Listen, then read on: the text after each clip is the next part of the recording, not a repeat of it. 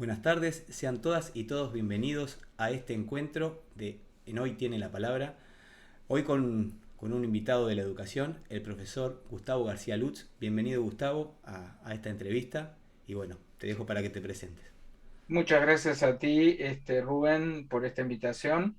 Es como una cosa rara interrumpir así en las vacaciones en enero para estar hablando de estos temas, pero no importa, un gusto. Bueno, yo ya me presentaste.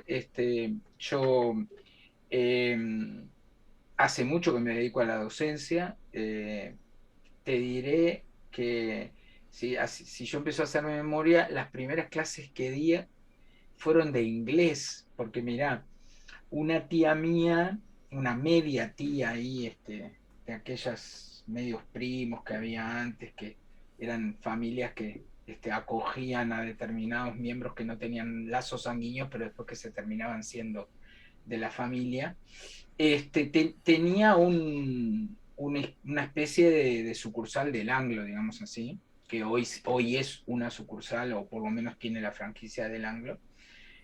Y yo ya estaba muy avanzado de estudios de inglés. Yo estaba empezando bachillerato, o ya en el primer año de bachillerato, y ella estaba con muchos grupos, y me ofreció, me acuerdo, un grupo a mí y un grupo a la hija mayor, que también estaba más o menos como yo. Así que digo, un poco que la vocación docente a veces trasciende un poco a la materia que uno enseña, ¿no? Hay Ujú. gente que igual enseña a jugar a la bolita y es un buen docente. Claro. Entonces, bueno, yo mis primeras clases las empecé de inglés. O sea que siempre Después, bueno, vos empezaste, porque, a ver, yo te tengo por una parte como profesor de lengua, porque sos profesor de alemán, ujú. inglés, también de química. Sí, el inglés, digamos, fue esa primera incursión. Yo ya después terminé bachillerato, empecé en la Facultad de Química, a los estudios de química, y como que esas primeras,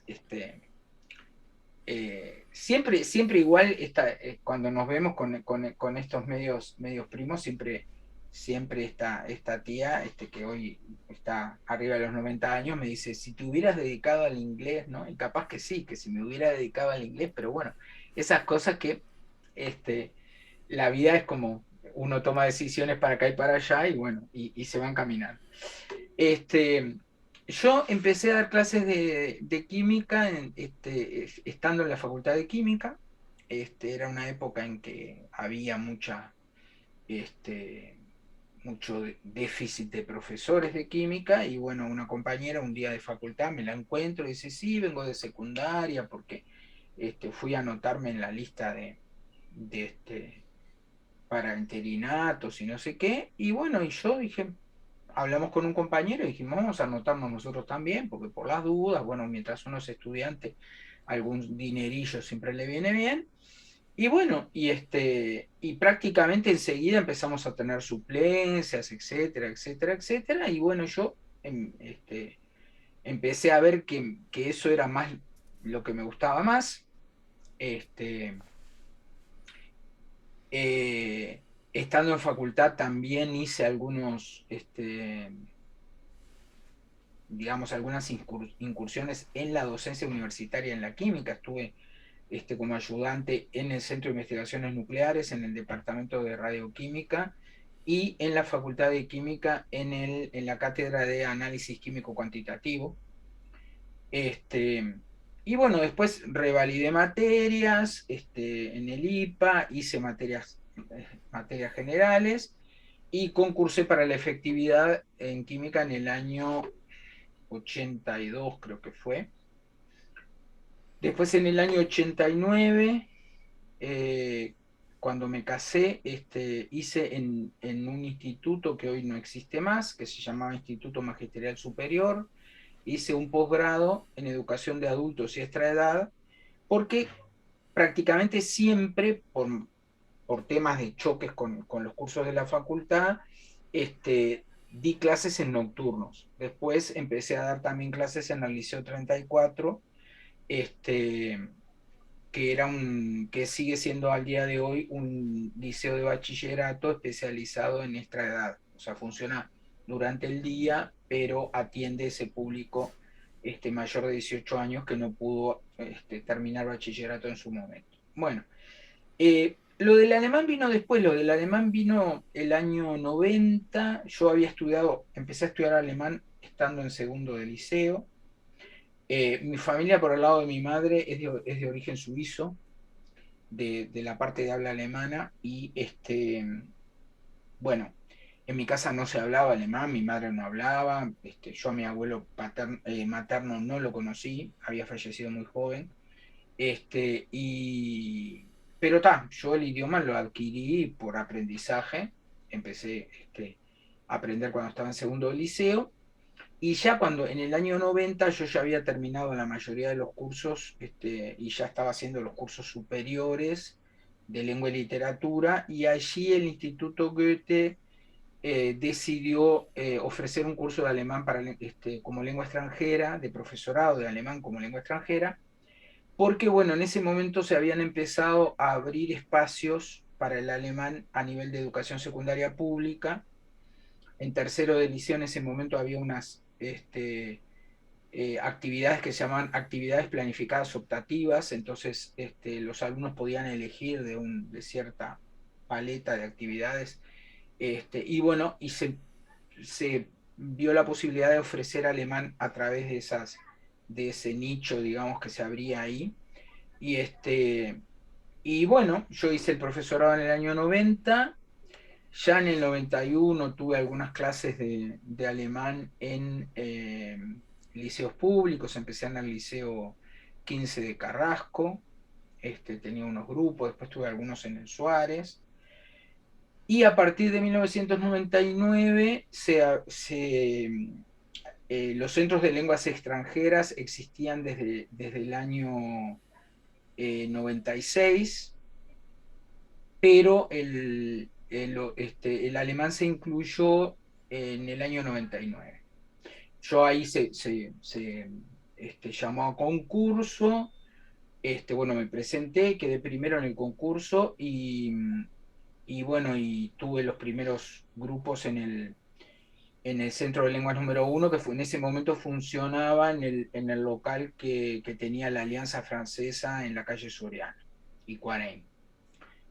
Eh, y en el año 2001 ya veníamos en tratativas con la universidad, y en el año 2001 se llama concurso se abre, digamos, se abren los cursos de lengua alemana en la Universidad de la República. En ese momento había solo un traductorado, pero eran, digamos, los cursos de lengua para los que estaban cursando la carrera de traductorado. Esto se abrió en la Facultad de Humanidades, en ese momento era sección de lenguas extranjeras modernas, hoy en día se llama Centro de Lenguas Extranjeras Modernas.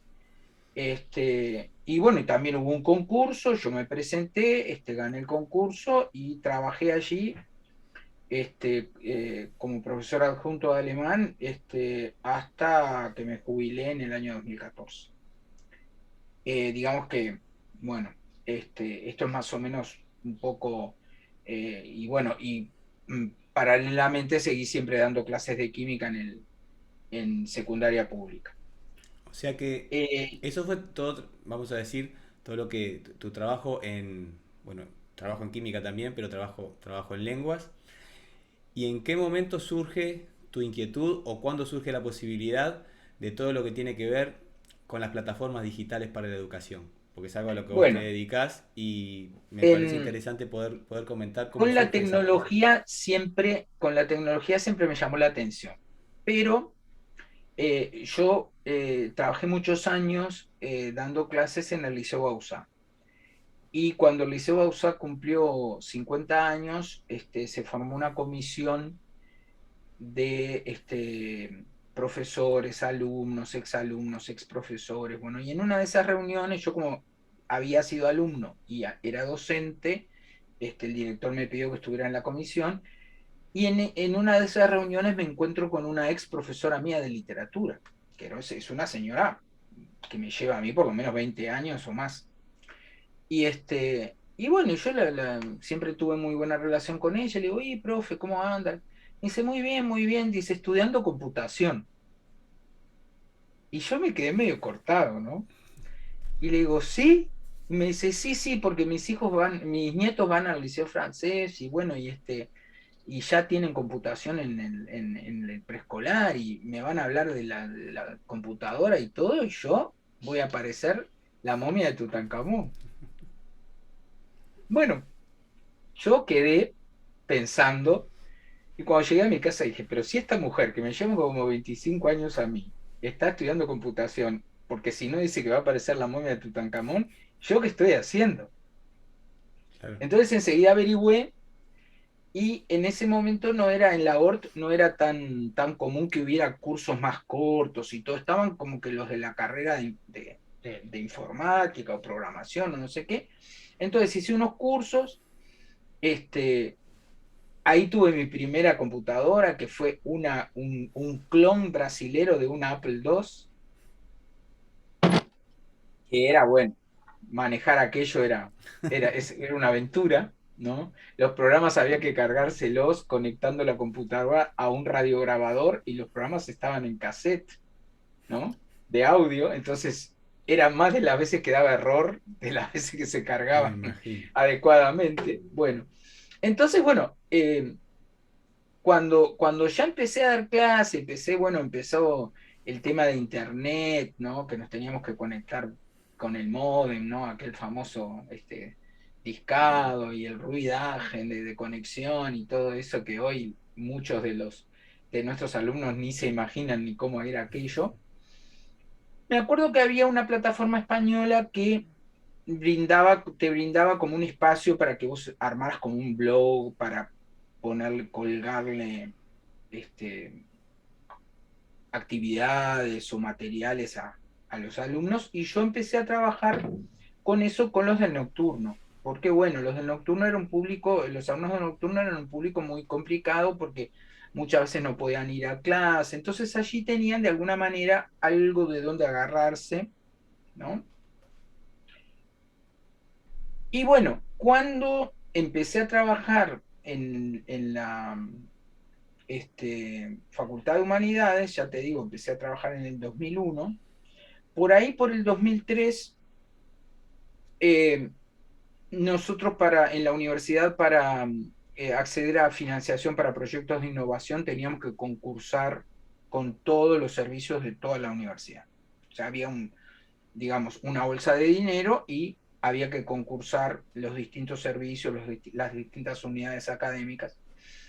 Y bueno, y como nosotros teníamos en el CELEX problemas de masividad en algunos cursos, ¿no? Porque la Facultad de Humanidades exigía a sus alumnos que tenían que demostrar por lo menos la competencia de lectura en una lengua extranjera moderna, que podía ser inglés, francés, alemán, portugués, etc. Y aunque parezca mentira lo que voy a decir, con toda la cantidad de horas de inglés que supuestamente los alumnos en ese momento tenían en secundaria, hoy en día no puedo hablar porque desconozco cómo es la situación, pero hasta el 2014 estuvo más o menos similar. Los cursos de comprensión lectora de inglés eran masivos y los cursos de lengua de inglés eran masivos. En ese momento los cursos de lengua de inglés se pedía el First Certificate. Luego los estudiantes protestaron de que no podía hacer porque eso limitaba mucho el acceso y se empezó con cursos de lengua en inglés desde cero en la universidad. Entonces, yo hablamos con la directora del CELES de ese momento, que sigue siendo actualmente la misma, Laura Macelo, y le dije, mira, podemos presentar un proyecto de virtualización de los cursos de lectura, de manera tal que los alumnos trabajen autónomamente con materiales y luego tengan algún contacto con los docentes, periódico, etcétera, etcétera. Justo en ese año, antes del llamado que hacía todos los años la Comisión Sectorial de Enseñanza de la Universidad para los proyectos de innovación, eh, a raíz de protestas que había habido de algunos servicios, de que ganaba la gente que presentaba los proyectos de forma más atractiva y que había gente que tenía muy buenas ideas pero que no sabía presentarlo tan bien, la Comisión Sectorial de Enseñanza resolvió eh, dar un curso de formulación de proyectos, ¿no?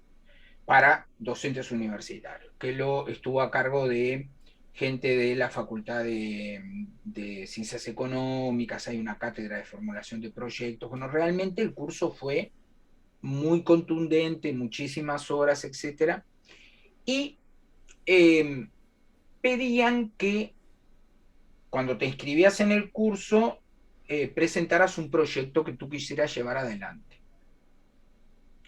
Y bueno, en las bases de la inscripción decía que de esos proyectos presentados por los interesados en participar, se iban a elegir 5 proyectos para, de alguna manera, trabajar durante el curso. Bueno, quién te dice cuál fue mi sorpresa? Que el primer día, cuando fuimos al curso y nos presentamos y los profesores empezaron a dar la introducción al curso, dijeron, bueno, de todos los proyectos presentados elegimos 5 y uno de ellos era el proyecto nuestro de virtualización de los cursos de lengua.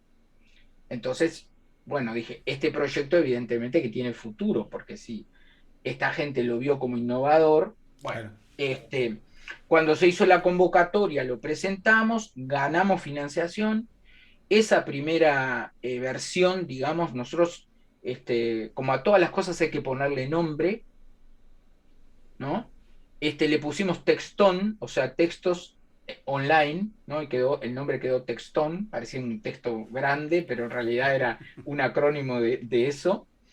Y la primera versión del Textón, como nosotros, yo si bien era usuario, digamos, calificado, etcétera, etcétera, por ejemplo, nunca había trabajado con lenguaje HTML, nada por el estilo, conseguimos allí en la facultad un chico que ahora es doctor en antropología, pero que en ese momento estaba terminando su licenciatura, que había armado la página de antropología biológica para la facultad muy, muy atractiva, y una colega me dice, ay, mira, está fulano que sabe mucho de eso, no sé qué. Hablamos con él, entonces lo incluimos como ayudante técnico al proyecto, y él fue el que armó la primera versión. Estoy hablando 2003, todavía no existía el EVA de la universidad. Si nosotros lo teníamos residente en algunas máquinas que teníamos en el CELEX, y los alumnos venían a trabajar ahí, o yo, por ejemplo, el de alemán lo tenía residente en una página que yo tenía personal, para que mis alumnos pudieran acceder desde ahí. Yo dije, bueno, está bien hacer las cosas así, digamos, onda autodidacta, pero en algún momento hay que sistematizar los conocimientos. Y en el año 2000, fines del 2005, me interesó una oferta que tenía en ese momento el Instituto Universitario CLAE, hoy es Universidad CLAE, una maestría en tecnología educativa. Y bueno, me acuerdo que fui a una entrevista con la directora de la maestría, en ese momento era René Albornoz, la directora, y, y enseguida como que sintonizamos mucho en una cantidad de cosas, porque yo no quería hacer una maestría en educación general, digamos, quería concretamente esto.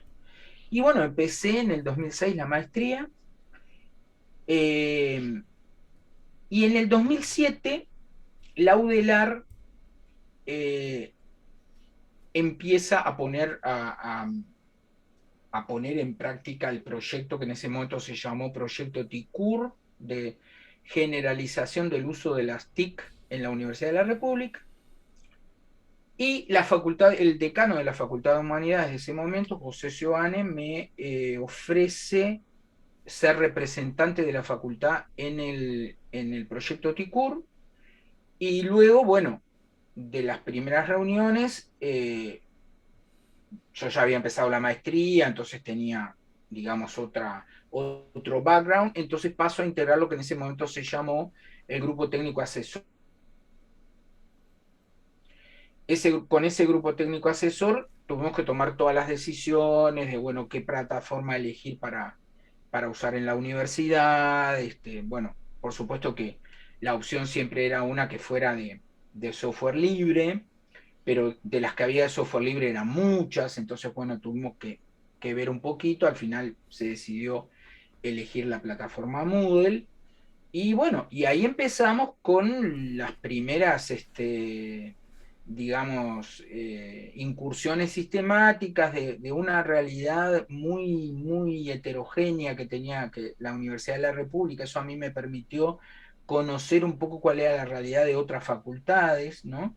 Había algunas que estaban muy, muy tecnologizadas, como ya tenían, como la Facultad de Química, que tenía un departamento de educación flexible, le llamaban ellos, para que los alumnos pudieran hacer algunas cosas desde su casa y no tener que concurrir a clase, y otras que no tenían absolutamente nada de nada. Entonces el proyecto TICPUR, nosotros decidimos que lo fundamental era la formación de los docentes.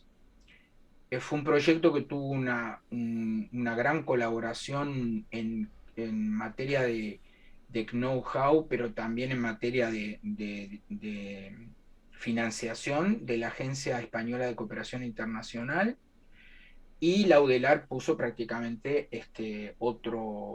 una contrapartida de dinero que se gastó fundamentalmente en los cursos de formación. También hubo digamos, un rubro para equipamiento, etcétera, pero nosotros pensamos que el equipamiento era lo más fácil de conseguir y lo más fácil a lo más fácil de llegar, y que lo importante era que los docentes universitarios estuvieran formados para poder hacer frente a esto. ¿Por qué? Porque en el 2007 empezó el Plan Ceibal. Claro. Entonces nosotros decíamos, van a llegar los chicos egresados del Ceibal, van a llegar a la universidad con su Ceibalita, su dispositivo, y le van a decir al profesor, a ver, usted dónde tiene los materiales, usted, y ahí otra que la momia de Tutankamón, y vamos a hacer, ¿no? Claro. Entonces, bueno, esto, como todo, costó y sigue costando, porque la UDELAR, al día de hoy, eh, luego de la pandemia, igual las realidades son heterogéneas, ¿no? No es que haya una realidad única, tampoco lo hay en secundaria ni en primaria. Hay Claro. realidades diversas, ¿no? Diversos, lo que se llaman diversos grados de apropiación tecnológica de los docentes. Sí, eso bueno, se ha hecho muy evidente también en estos últimos 2 años, en esta etapa que hemos tenido que vivir, porque vos justamente planteabas de toda la generación de estos insumos para la universidad, pero igual estaban pensados en un ámbito que se manejaba desde lo presencial, y ahora entiendo, no sé si vos pensás igual, pero que hubo un cambio radical de paradigma educativo. Me gustaría también que lo comentaras, a ver cuál es tu visión. Y lo cierto es que si bien había algunos docentes que estaban preparados de antemano o que habían tenido, bueno, vos justamente en el Liceo en el que trabajamos, diste algún curso y una cierta parte del cuerpo docente hizo esos cursos, pero de repente algunos otros no, y me imagino que en otras partes ha pasado lo mismo. Entonces, como que la vida te enfrenta a determinadas situaciones, o sea, vos podés elegir hacer los cambios por convicción para llegar antes, o la necesidad te obliga a que tengas que hacerlos.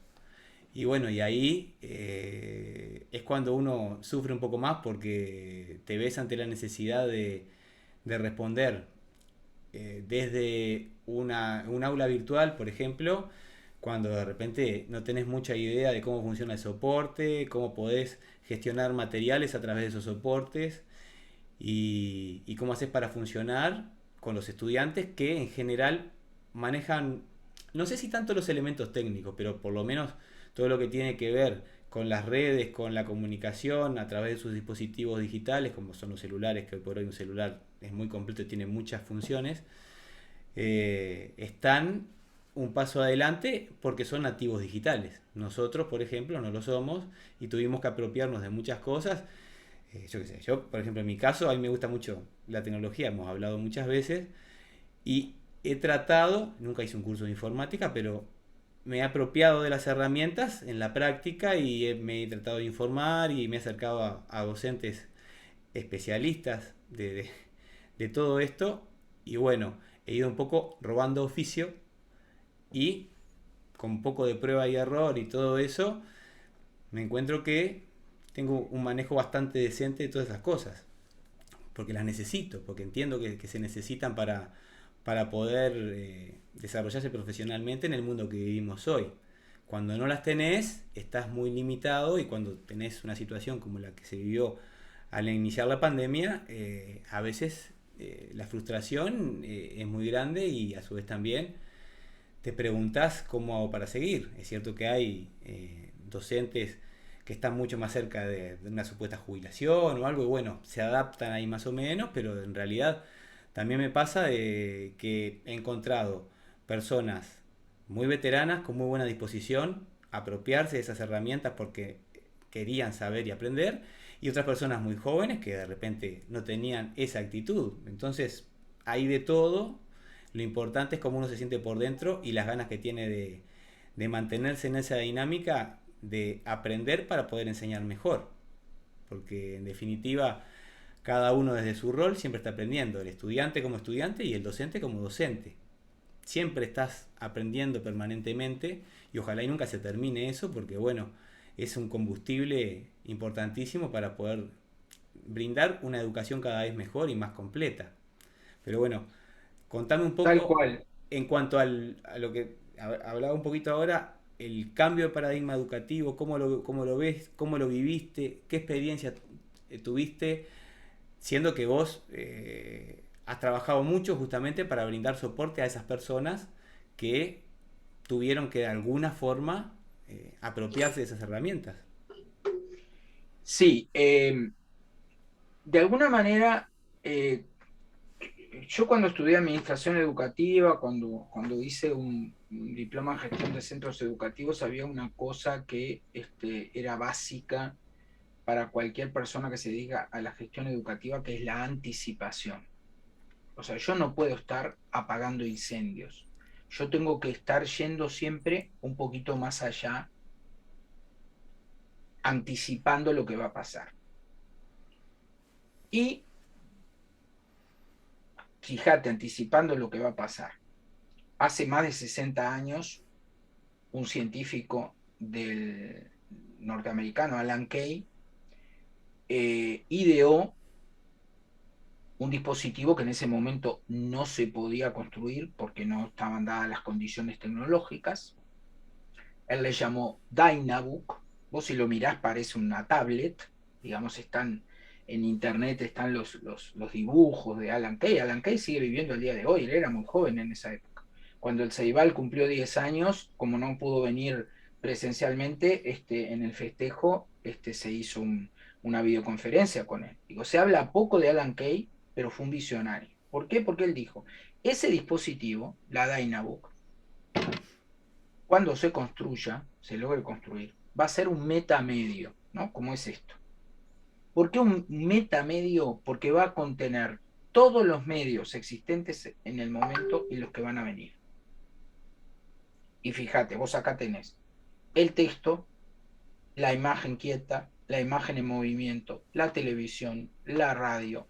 Es decir, todos los medios existentes al día de hoy están acá, ¿no? Mucho más chico de lo que del dispositivo que había ideado Alan Kay. Y él con una colega de él, Adele Goldberg, publicaron algunas cosas, este, ya pensando en cómo iba a cambiar eso, las configuraciones de aprendizaje. Y vos fíjate que yo cuando hice el IPA en las generales, me acuerdo que en teoría de la educación hablábamos de la educación centrada en el alumno. Pero una cosa, y bueno, y Paulo Freire, porque uno le pregunta a los docentes y todos en su formación de grado, tanto en primaria como en secundaria, leyeron a Pablo Freire. El tema no es la lectura, es hacer carne después todo eso. Porque uno después, yo estuve brevemente en la dirección de un liceo público, porque, bueno, falleció el director intempestivamente y yo tuve que asumir porque era el profesor más antiguo, y yo no estaba sentado en el despacho de la dirección con la puerta cerrada, yo recorría, ¿no? Y a veces, como los salones se veía lo que pasaba adentro, yo lo que veía era alguien escribiendo en el pizarrón y los alumnos copiando o exponiendo. Alguno que otro, muy poco, con un cañón y un PowerPoint o una presentación, para no usar marcas y hacer propaganda. Es decir, que la configuración seguía siendo la configuración clásica que desde la Edad Media, ¿no?, era la expositiva. La transmisión, ¿no?, aquello de la Edad Media, que era las etapas, ¿no?, de la dialéctica, pero nos quedábamos en de repente en la exposición y la repetición, pero no había ni siquiera una posibilidad de cuestionamiento ni nada. Bueno, quiere decir que, a ver, estábamos ya en problemas, ¿sí? Al día de hoy, yo a veces escucho que se habla de proceso de enseñanza-aprendizaje, como si fueran un proceso único. Y hace décadas y décadas que sabemos que hay un proceso de enseñanza que lo lleva adelante el profesor en los ámbitos que sean, o sea, en el ámbito presencial, en el ámbito virtual, en los escenarios que correspondan, y procesos de aprendizaje que lo lleva adelante el alumno cuando quiere. A veces sería bárbaro que el proceso de aprendizaje ocurriera contemporáneamente con el de enseñanza, pero rara vez pasa así. Y además los estudiantes, o mejor dicho, el que aprende hoy en día con Internet y con todas las posibilidades que tiene, las fuentes de información que tiene, aprende fuera del dispositivo escolar formal, ¿no? Hay un libro de Cristóbal Cobo y John Mora de hace muchos años que se puede acceder en línea, que se llama El aprendizaje invisible, y ellos justamente plantean todo lo que se aprende por fuera del dispositivo escolar formal, ¿no?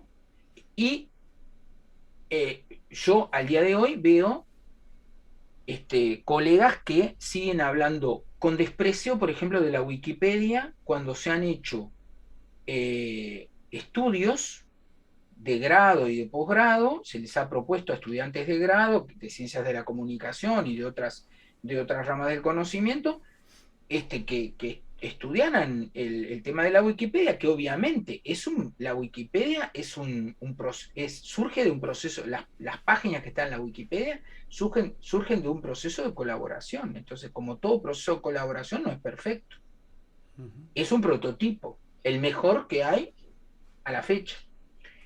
Y se han comparado con la Enciclopedia Británica, que es una enciclopedia sumamente prestigiosa y que además sale muy cara la suscripción y ahora está en línea, etcétera, etcétera. Antes la gente la compraba porque quedaba linda tenerla en la biblioteca, ahí en el mueble del living comedor. Cuando venía la visita veía ahí todos los tomos de la Enciclopedia Británica, ¿no? Y decía, esta gente cómo lee.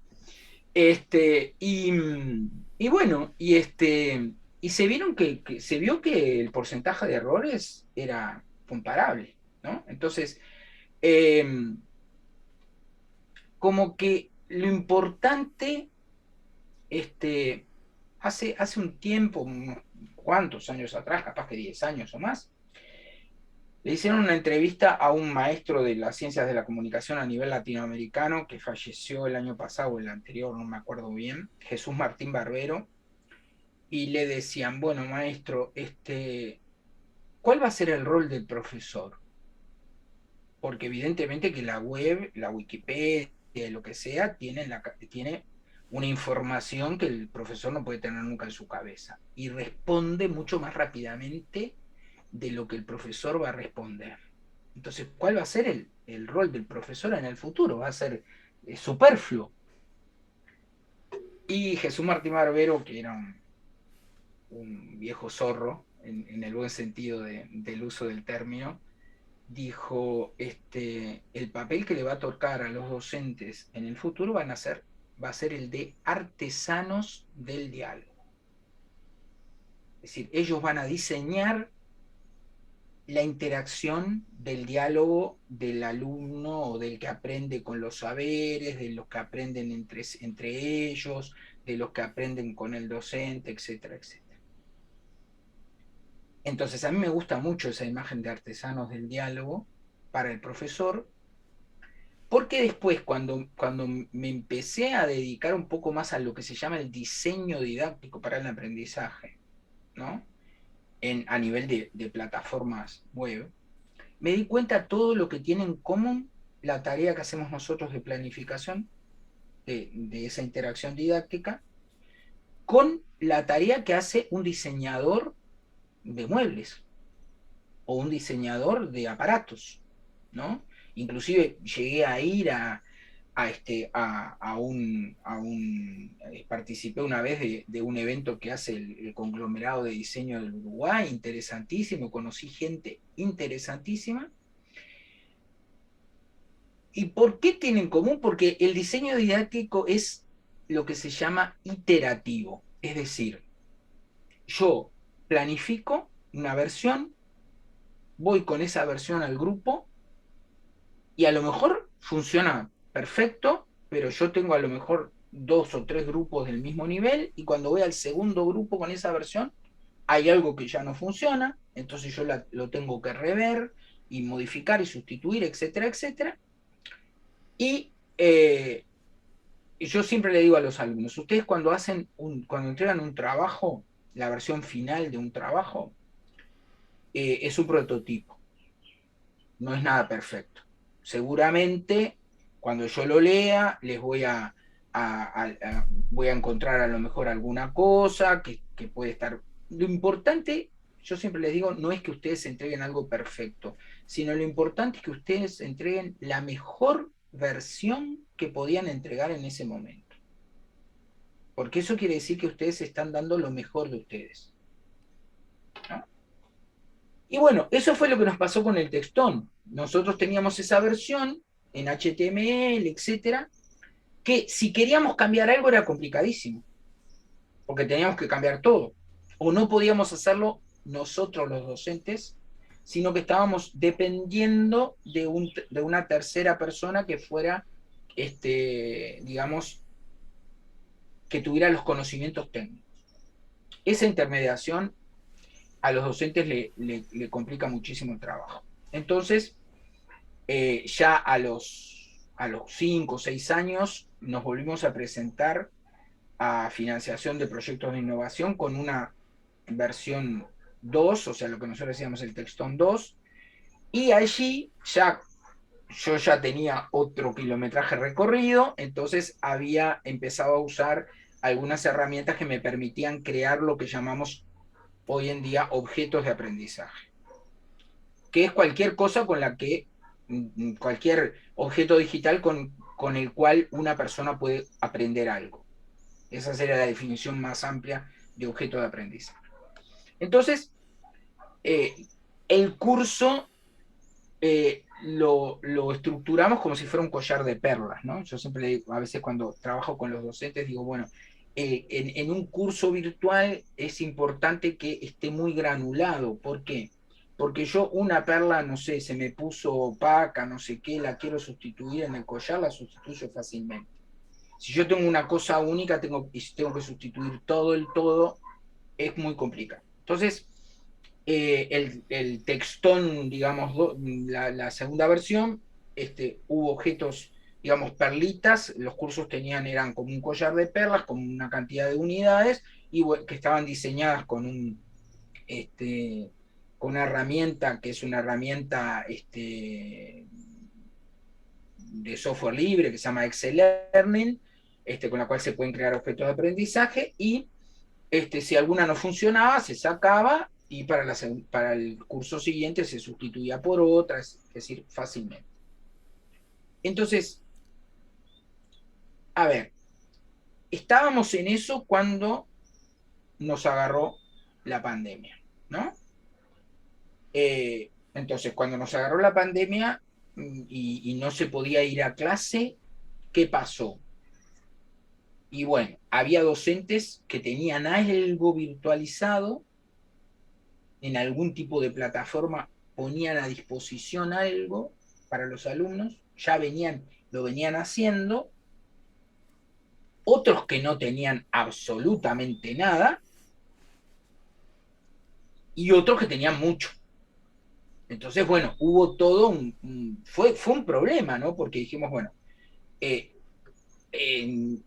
como todo, si yo puedo ir de a poquito poniéndome al día y una cosa es que de golpe me digan, bueno, ahora súbase al auto y maneje, ¿no? Yo siempre les Claro. decía a los profesores, bueno, a ver, si yo voy, les digo, bueno, vayan y Julio Boca les dice, los pone en el escenario del Ballet Nacional y les dice, a ver, baile,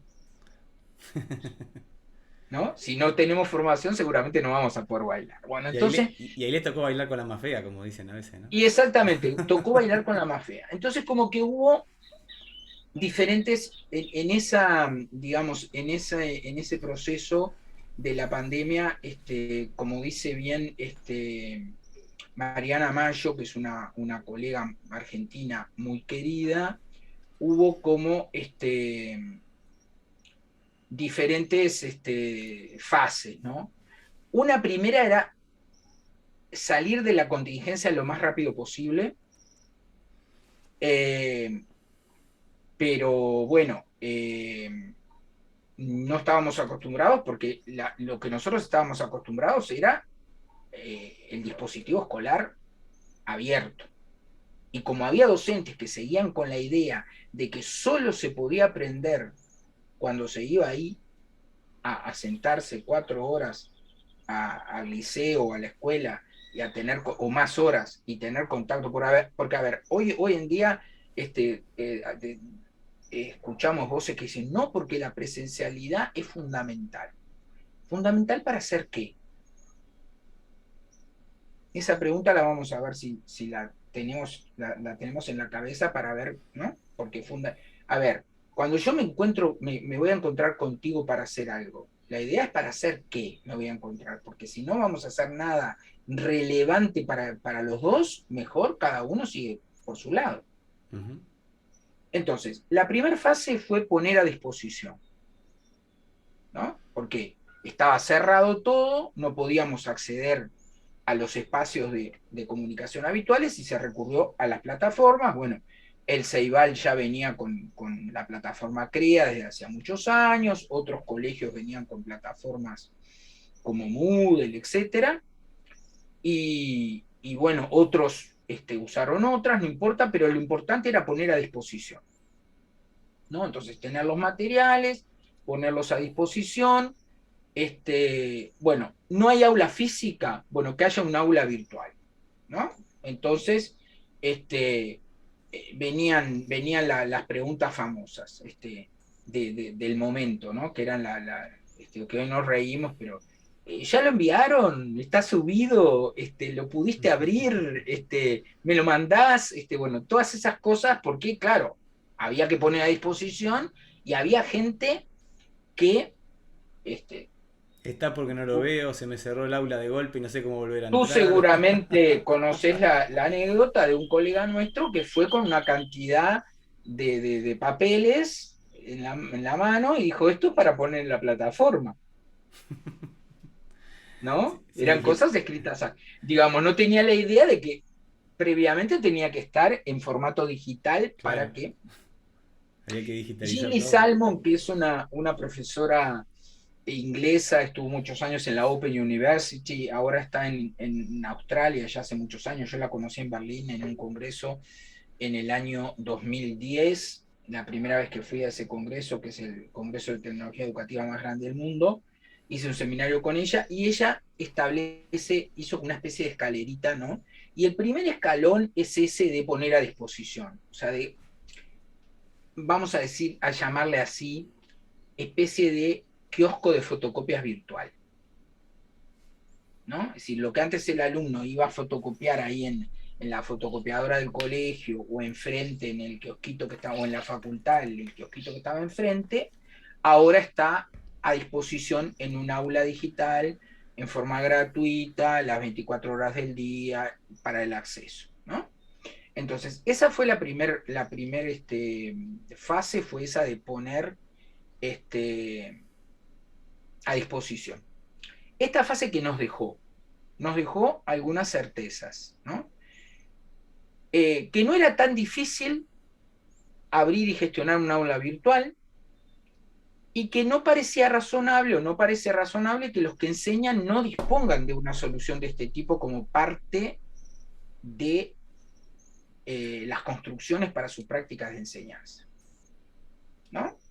¿Por qué? Porque en realidad lo que yo venía haciendo, ya me acuerdo en el liceo 34, con muchas resistencias, porque esto en el que aprende siempre generaba resistencias. ¿Por qué? Porque implica un rol mucho más activo del que aprende. Antes el que aprende, ¿no? Era como decía una frase que se le atribuye a un americano, pero no se sabe si la dijo él o no. El asunto no es llenar un balde, es encender un fuego. Entonces, a veces la clase parecía llenar un balde, ¿no? Un profesor le echaba un chorro de química, el otro le echaba un chorro de literatura, el otro, y se llenaba el balde. Eh, Prender el fuego es más complicado. Entonces, para el que enseña y para el que aprende. Entonces, yo me acuerdo porque había estudiantes que decían, ah, pero yo no tengo internet y acá la enseñanza es gratuita, entonces yo, ¿por qué tengo que ir a pagar al ciber de la esquina para acceder a los materiales que usted pone? Y yo decía, no, no, perdón, los materiales están todos en la biblioteca. Tú puedes venir a la biblioteca. Eso sí, seguramente no son tan atractivos los materiales porque no hay simulaciones, no hay videos, pero a ver, yo aprendí con los libros, quiere decir que tú seguramente podrás aprender igual, ¿no? Entonces, las resistencias estaban. Entonces, lo que estábamos haciendo sin darnos cuenta es lo que ahora se llama el aula invertida, ¿no? Los ingleses,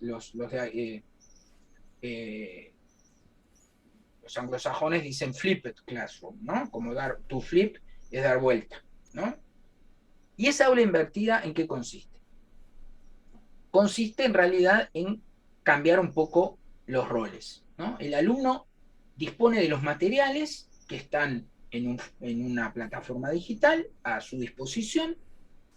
Él tiene, previamente el docente realizó todo ese, ¿no? Como decíamos hoy, docentes artesanos del diálogo, artesanalmente armamos un diseño para el aprendizaje, una hoja de ruta, porque para que el alumno pueda ser autónomo, al principio hay que ayudarlo. ¿Y cómo lo ayudamos? Con una hoja de ruta, con un andamiaje, ¿no? Primero haga esto, mire este video, después lea esto, yo le hago esta secuencia, le sugiero esta secuencia, usted después haga lo que quiera, mírelos en el orden que quiera, ¿no? Porque hay gente que tiene su propio sistema de aprendizaje y hay que respetar la diversidad, es eso, respetar que cada uno aprende de manera diferente. Entonces hay gente que es mucho más visual, entonces le gustan los videos, etcétera, etcétera, otros que les gusta leer, otros que les gusta imprimirse todos los materiales y después llevarlos a clase,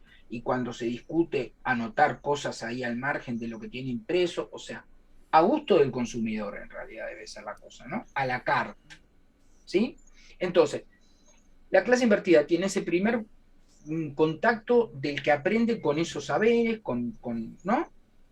Y cuando va a la clase, no va a que el profesor le repita en el pizarrón, ¿no? A ver, los artrópodos son invertebrados que, como el nombre dice, artro,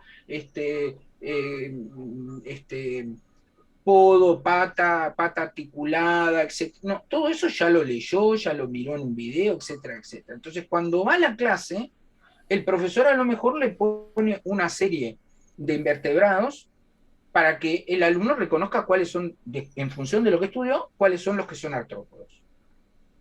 Entonces la clase se transforma en un taller y no en una, es mucho más interesante, Claro, ¿no? Porque si el alumno va a que el profesor le cuente, y después en la evaluación él tiene que contar lo que ya contamos 80 veces y lo mismo. No, la idea es que cuando va a la clase se problematice, se discuta y la evaluación vaya en el mismo, ¿no? La evaluación nunca puede ir divorciada de las prácticas de enseñanza. claro.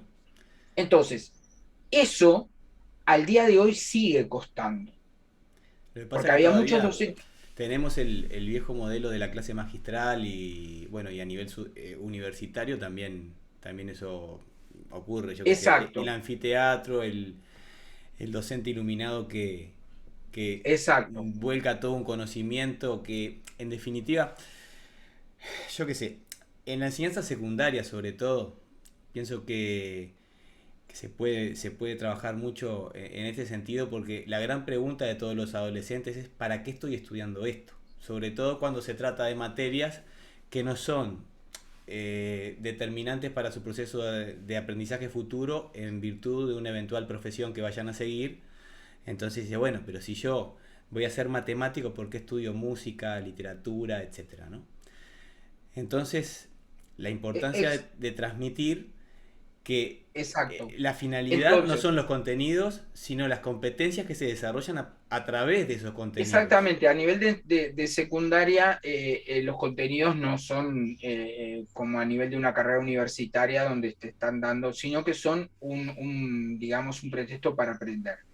Entonces, la segunda fase, ¿cuál fue? Como se vio que esto estaba dando problemas, esto de poner a disposición y de las plataformas y que uno accede y el otro no accede, etcétera. Entonces dijo, bueno, vamos a esto que estamos haciendo nosotros en este momento, a la videoconferencia, es decir, a producir, eh, a sustituir lo otro que es asincrónico, es decir, un contacto cuando yo quiero con los materiales, con los saberes y todo, a un contacto sincrónico. Y ahí surgieron todas las plataformas, sobre todo esta que estamos usando nosotros, y vinieron, bueno, las clásicas frases, ¿no? Estás muteado, me pueden confirmar si ven la presentación, Claro. admitan a Pepita que hace 10 minutos que está en la sala de espera, activa el micrófono, Y en esa misma este, adaptación de la que hablábamos, la que vos comentabas, las propias plataformas, que muchas no habían sido creadas para la educación, sino para el ámbito empresarial, como por ejemplo exacto, esta, se exacto, adaptaron y se transformaron en aulas virtuales para la educación cuando en su concepción original estaban pensadas para otro ámbito, también de intercambio, pero en un exacto. terreno diferente. Está muy interesante un artículo que está él escribe mucho para New York Times, Jorge Carrión, que es un español que es profesor en la Universidad Pompeu Fabra de Cataluña, y escribió un artículo que se llama Estética de la Pandemia, y están justamente la colmena con todos los rostros en el Zoom, ¿no? Entonces dice, bueno, la estética de la pandemia un poco fue esa, ¿no? Entonces, con esa, por supuesto, vinieron una cantidad de cosas. ¿Por qué? Porque en la clase había como una especie de contrato eh, tácito, si no estaba firmado, pero era así, de que yo docente le dejaba ver al alumno de mi vida personal lo que yo estimaba conveniente, y el alumno a su vez de su vida personal o familiar me dejaba entrever lo que estimaba conveniente porque hacía algún comentario, mi papá, mi abuela, mi hermano, etcétera, o a veces nos enterábamos de algo confidencialmente en las reuniones de profesores. Esta estética de la pandemia, con esa colmena infinita, cambió un poco ese contrato. eh, sin especificar que se iba a cambiar el contrato. Porque yo ahora, por ejemplo, te estoy viendo a ti y estoy viendo ahí una cantidad de libros que tenés colgados, tenés Exacto. esa placa que dice Rubén, etcétera. Vos ves acá las sonatas de Bach y en el atril, etcétera, etcétera. A veces veían el gato que en algunos colegas que tenían gato o perro que pasaba, ¿no? Etcétera, etcétera. Una vez un colega me dice, no, tuve que hablar, tenía un cargo de responsabilidad en una institución educativa, tuve que hablar con un docente porque desde el lugar donde transmitía se veía atrás unos estantes con ropa y no podían estarse, los calzones no se podían ver en el Zoom, bueno, ¿no? Claro. Y entonces como que hay una profesora de la Universidad de Nueva York, ahora no recuerdo el nombre, yo leí un artículo el año pasado, el anterior, que justamente hablaba de lo que había significado eso, esa rotura de ese contrato que teníamos, que no es sencillo. Por eso había gente que no quería poner la cámara. Claro, porque aparte también es una ventana que abrís a tu casa y no todos tienen de repente un ámbito Exactamente, previamente establecido y diseñado para poder dar la clase exactamente, y todo lo que se veía atrás, y no solamente eso, que atrás del estudiante también estaba su familia asomándose a esa ventana, porque exactamente. la Y familia acuchando. acompañó justamente toda esta situación y muchas veces estaban, a ver, fue una forma de que la familia entera se trasladara al aula de clase, que en la presencialidad eso no pasa. Esa Exacto, intimidad de clase se perdió en el aula virtual, porque es inevitable que las personas viven con sus familias y exactamente. todos confinados en un mismo lugar. Los espacios para familias que de repente eran un tanto más numerosas, donde el papá trabajaba en forma virtual, la mamá y los dos o tres hermanos, hasta el tema de uso de los dispositivos, de estarse Exacto. turnando para poder Estaba acceder muy a cada una de complicado. sus obligaciones Y digitales a ahora. su vez, uno pudo ver, a veces en las coordinaciones que teníamos nosotros virtuales, uno veía que algunos docentes que no pudieron abandonar el viejo método, Tienen el uno pizarrón allá les atrás. veía atrás el pizarrón atrás que seguramente daban su clase escribiendo en ese pizarrón. Entonces, esta segunda fase, ¿qué nos dejó? Nos dejó algunas certezas y muchas preguntas.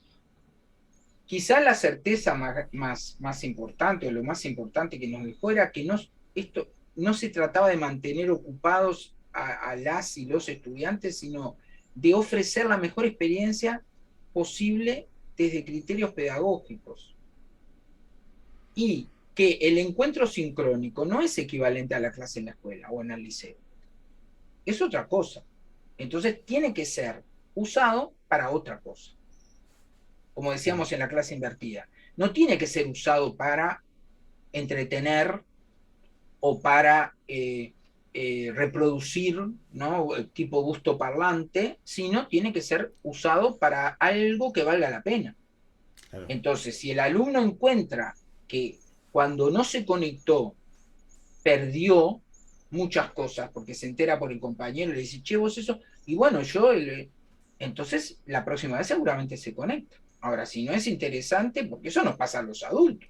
Claro, O lógico. sea, si yo me voy a conectar, tengo la posibilidad de conectarme o no, y realmente si me conecto es un bodrio, no me voy a volver a conectar, Aparte ¿no? también el hecho de estar frente a la pantalla durante muchas horas, que ya sabemos que los adolescentes están mucho con el celular, los adultos también, pero digo, sobre todo ellos, todo el tiempo con el celular, pero estar frente a una pantalla durante muchas horas es también muy desgastante para la vista y bueno, también para el tema de la concentración. Si bien hay clases que son de repente 40 minutos, son más una, son más dos, son más tres, tenés la hora en que te llaman para el almuerzo, en fin, determinadas situaciones que por el hecho de estar en tu casa Claro, y o estar... nosotros teníamos coexistiendo, que quizá no nos dábamos cuenta. Hay un libro muy interesante de un italiano que se llama Alessandro Barico, que el libro se llama The Game.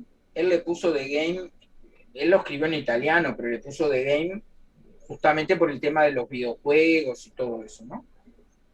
Y, y como que había estos, él le llama el inframundo y el mundo, ¿no?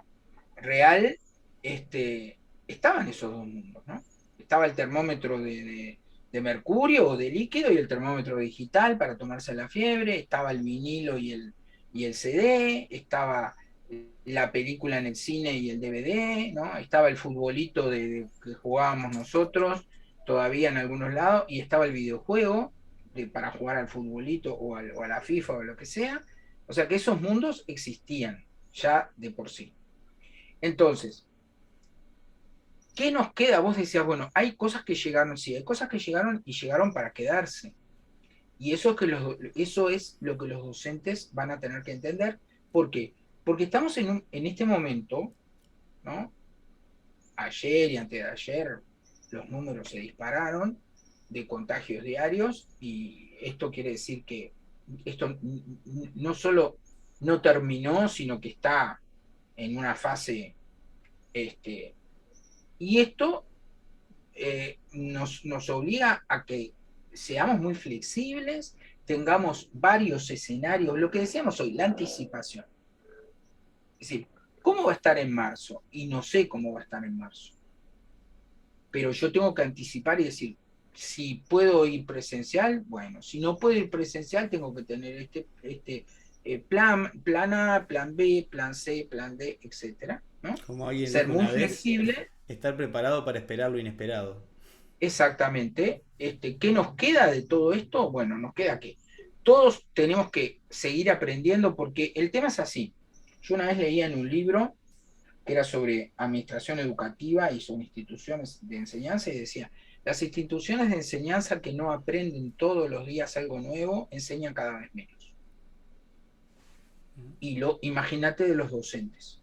Es decir, Claro. los docentes que no están dispuestos a aprender todos los días cosas nuevas, mejor se tienen que ir a hacer otra cosa, a dedicarse a otra cosa, porque los tiempos que corren implican eso, implican que todos los días tiene que aprender cosas nuevas, ¿no? Yo siempre digo, bueno, eh, qué suerte, ¿no? Que uno puede estar aprendiendo y si yo miro todo digamos, este recorrido que hicimos a nivel de mi vida docente, todo lo que aprendí yo de las primeras computadoras con las que tuve acceso, a las que tenían aquellos disquetes de 5 un cuarto flexibles, después vinieron los disquetes chiquititos, después, bueno, los pendrive y todo eso, ¿no? Yo a veces hablando con mi suegro que tiene 94 años y él todavía vio cantidad de cosas que yo no vi. eh, lo fundamental para la adaptación es ser flexible, porque si yo estoy en una posición sumamente rígida, ¿no? Y en la educación uno tiene que ser muy flexible, las instituciones educativas tienen que ser muy flexibles. ¿Qué va a pasar? No sé lo que va a pasar. Lo que sí sé es que la presencialidad o la virtualidad no son ni buenas ni malas per se, porque yo tuve clases en secundaria y en la universidad, clases presenciales, que no hubiera querido tener nunca, porque no aprendía nada, porque los docentes se dedicaban a decirme todo lo que yo no sabía y a mortificarme de repente, y otras clases presenciales que las recuerdo al día de hoy, porque esas fueron aprendizajes significativos, y yo lo recuerdo al día de hoy, después de 40 o 50 años, es porque fueron un aprendizaje significativo. Aquello de que la virtualidad es algo frío, esos todos son, digamos, mitos acerca de la virtualidad o la presencialidad, que la presencialidad de por sí es más cálida, cuando había clases que eran una heladera, porque al docente no le importaba nada de lo que le pasaba al alumno, él iba, escribía en el pizarrón. Yo tenía una profesora de ciencias naturales en segundo de liceo que ni se sacaba la cartera, tenía la cartera colgada y decía, ustedes igual si hablan, si atienden y todo, a mí no me importa, porque a mí secundaria me paga igual. Claro. No era muy vocacional, que digamos. Eso de cálido, ¿qué tenía? Y no, Nada. Y al día de hoy sigue pasando, no es que eso claro. pasaba y al día de hoy no pasa más, sigue pasando. Entonces, ni la temperatura no la da el escenario, ni la virtualidad ni la presencialidad, la da la interacción. Pasa que muchas veces también existe el pensamiento de tratar de justificar las elecciones o de defender una determinada posición, es decir, bueno, no, porque esto es mejor por esto, por aquello. Es cierto que hay cosas que son insustituibles desde la presencialidad, pero también en la virtualidad hay muchas cosas. Para mí son dos ámbitos complementarios que Exacto, dos una mundos vez que ya venían, integrados que ya funcionan de se una forma venían dando fantástica. así, exacto, que ya se venían dando así y que se van a seguir dando así, que se profundizaron. Yo, por ejemplo, en este momento tengo los cursos de alemán del Centro de Idiomas de la Universidad Católica del Uruguay y los estudiantes, bueno, el año 2020 fue virtual, pero el año pasado podíamos habernos reintegrado a la presencialidad en algún momento y ellos pidieron que siguiera siendo virtual, porque les convenía más, porque les implicaba, había gente que era del interior y el fin de semana se iba para su casa al interior, entonces accedía al curso desde su casa, etcétera, etcétera. Todo eso, yo siempre me acuerdo cuando estábamos trabajando en el proyecto TICUR, se organizó, esto sería tipo año 2008, 2009, se hizo un seminario que lo organizó la UNESCO y la Agencia de Cooperación Española y la universidad. Y entre las personas que vinieron del exterior, tuve la oportunidad de conocer a una profesora de tecnología educativa de la Universidad de Barcelona, Juana María Sancho Gil, que es una de las primeras mujeres que se dedicó a la tecnología educativa en España, y la tecnología educativa de por sí era un feudo de los varones, ¿no? No, Ujú. no, como el tema de la ingeniería de software y de la ingeniería en general, era un tema masculino. O sea que esta mujer para llegar a ser profesora titular de tecnología educativa se tuvo que hacer su lugar. Y ella me acuerdo que decía, si a mí me ofrecen un curso, Vida y Obra de San Agustín, yo no voy, porque yo agarro la web y me entero de todo lo que le pasaba a San Agustín. En cambio, si me ofrecen un curso, el pensamiento de San Agustín para el habitante de la Tierra en el siglo XXI, bueno, a lo mejor me interesa, porque eso ya es otra cosa. Claro. Entonces, yo creo que hay que tener mucho cuidado, ¿no? Con el tema de cómo los alumnos se enganchan o cómo no se enganchan y qué es lo que los motiva y qué es lo que nos no motiva, porque lo que no me motiva a mí no lo va a motivar al alumno, Claro. ¿no? Lo que no es una cosa que no me resulta atractiva a mí, o sea, a ver, yo a veces digo, yo una vez, entre tantos cursos que hice un curso en el Portal Educativo de las Américas, y era de e-reading, porque cada unidad tenías que leer un PDF de no sé cuántas páginas, y yo digo, pero esto no era lo que yo quería hacer. Porque esto a Claro. mí no me motiva para nada, estar leyendo y leyendo y después poner en un foro lo que me pareció, entonces el otro ponía más o menos lo que ponía yo. ¿Qué es eso? Sí, es trasladar la biblioteca a la virtualidad. Claro, y después lo que ya leí y que el profesor ya sabe, yo a su vez se lo digo. Entonces, ¿qué estamos haciendo? ¿No? La idea es, bueno, Mariana Mayo en ese libro Educación en Pandemia dice lo mismo, ¿no? Que bueno, que hay que rescatar todo lo bueno de la presencialidad y todo lo bueno de la virtualidad, porque estos dos mundos, como dice Alessandro Barico en The Game, ya estaban presentes y van a seguir estando, coexistiendo, ¿no? Y la idea es cómo hacer, porque en definitiva nosotros, ¿qué queremos? Que el alumno aprenda y que aprenda con ganas, que sea feliz, pero yo también tengo que ser feliz. Porque si yo voy a una clase contento, seguramente el alumno, una vez una alumna en Facultad de Humanidades se acercó, era una mujer de mi edad o un poquito más, me dice, mire, profesor, yo le quiero decir una cosa, pero usted no lo vaya a tomar a mal. No sé si la mujer pensaba que si me decía eso yo lo iba a tomar como que estaba no sé, intentando alguna cosa conmigo, ¿no? Fuera del ámbito académico. Entonces me dice, no, yo le quiero agradecer porque usted siempre viene a la clase de buen humor y siempre está dispuesto a contestar las preguntas y y se ríe, y eso no es habitual. Le digo, mire, el tema es el siguiente, si yo hay un día que me levanto y me doy cuenta que ese día yo no puedo ir a dar la clase, por el motivo que sea, me quedo en mi casa. Llamo por teléfono y digo, miren, hoy perdónenme, pero hoy no puedo ir a dar la clase. Porque no es solamente el hecho de que yo esté enfermo con que contraje un virus, una bacteria, una enfermedad, etcétera.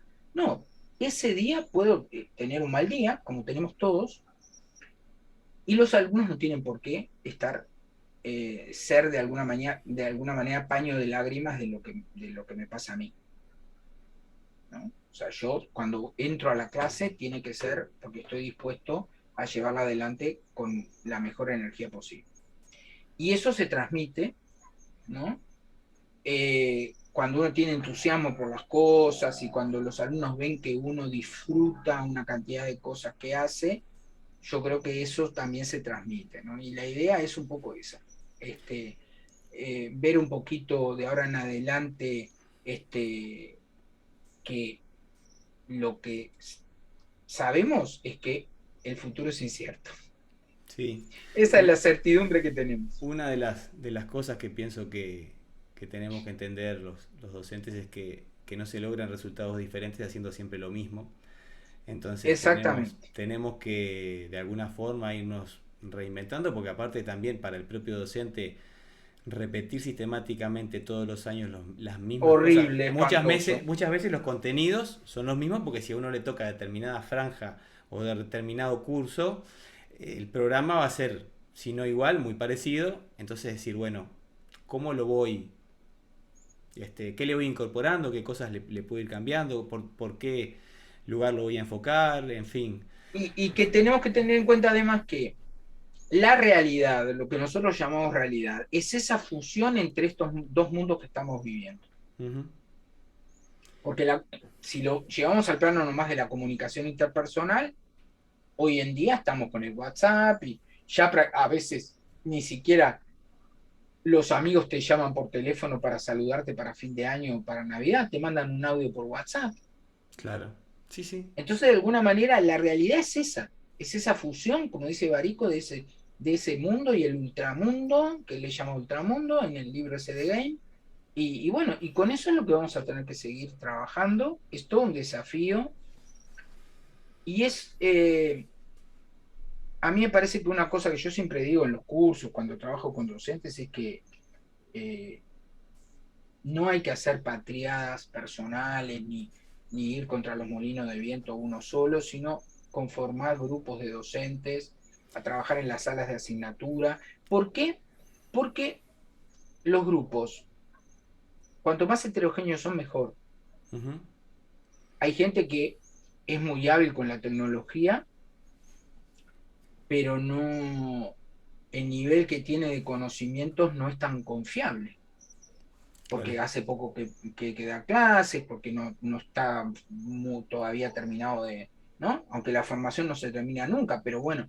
Y a lo mejor en el grupo hay algún colega que no es su grado de apropiación tecnológica no le permite diseñar una cosa a nivel de un entorno virtual, pero que sin embargo está muy bien amurallado en el tema de conocimientos y puede validar los materiales que se ponen, decir, bueno, acá no hay ningún error conceptual, esto se puede subir, esto no.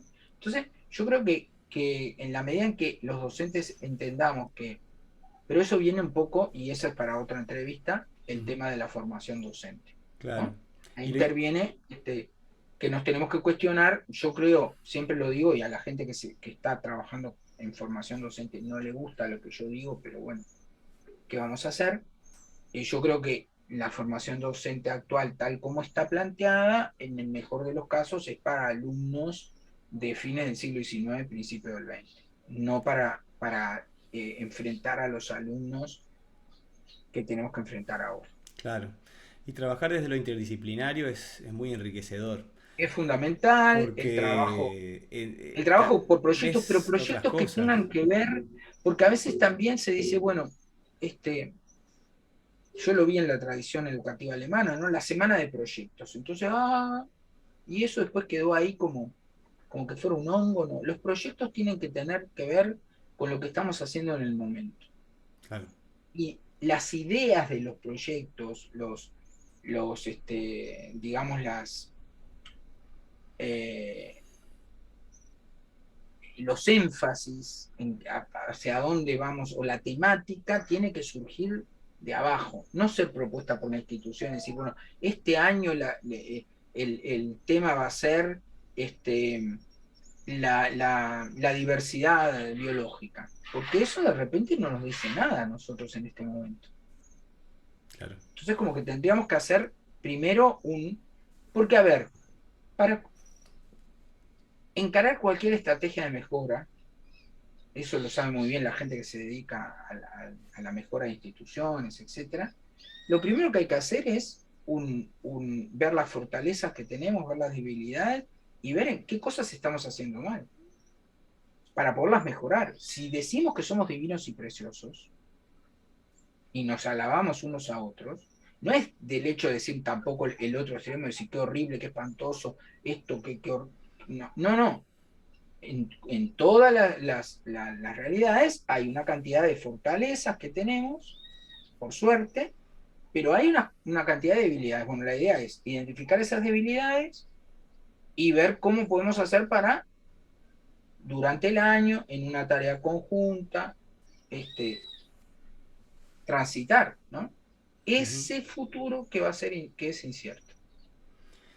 La verdad que este ha sido un intercambio muy, muy interesante. Yo le pondría al final de la entrevista, esta historia continuará, como ponen en las películas, Sí, yo creo que porque sí, que de hecho tenemos. sí va a continuar, porque bueno, ya en el escenario eventual del próximo año veremos cómo empezamos, Veremos con porque quién nos toca bailar. todavía, a ver, es muy probable, ojalá que no, pero es muy probable que esté dentro de lo que ya pasó, esperemos que no, pero probablemente tengamos que Bueno, lo que empezar estamos viendo en una Europa cosa medio es ahí. que en Estados Unidos, por ejemplo, ya decidieron que las universidades van a tener clase online, por Claro. ahora, en Europa están Sí, viendo sí. diferentes, ¿no? Dependiendo de la salud de las personas, se va a instrumentar Exactamente, eso. que es lo fundamental, porque si yo Sin no tengo duda, buena salud, sin duda. no voy a poder transitar. Te Sin salud agradezco no hay nada. muchísimo el espacio, Rubén, Yo y bueno, a ti por concederme la entrevista. Bueno, nos ya conocemos seguiremos charlando. del trabajo y bueno, y siempre es un gusto conversar contigo. Y me parecía importante que pudieras compartir todo tu conocimiento y tu experiencia para el público en general, porque bueno, también está bueno Sí, compartir estas claro, cosas salí un porque poco del hay un ámbito. poco de interna en todo esto en el ámbito docente que está bueno que se conozcan, porque a ver, nosotros ser trabajadores de la educación no quiere decir que estemos exentos de problemas y de cosas que tengamos que No, no, no, resolver. estamos Y toda viviendo en esta esa empresa realidad. colectiva que generan las instituciones a través de los docentes, con los estudiantes, con sus familias, generamos una gran masa social que trata de llevar esto adelante de la mejor manera para poder mejorar en definitiva como sociedad, porque es lo que Sí, sí, desde la educación tal cual.